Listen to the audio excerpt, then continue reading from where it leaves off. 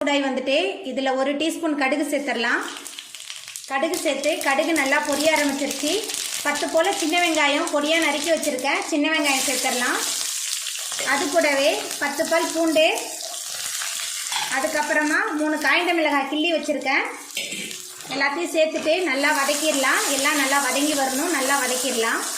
நம்ம சேர்த்த வெங்காயம், பூண்டு, காய்ந்த மிளகாய் எல்லாமே நல்லா வதங்கி வந்துருச்சு. இப்போ இதில் நம்ம கடைஞ்சி வச்ச புளிச்சக்கீரையை சேர்த்துடலாம். புளிச்சக்கீரையை சேர்த்துட்டு நல்லா கலந்து விட்டு எண்ணெய் பிரிஞ்சு வர வரைக்கும் நல்லா வதக்கிடலாம்.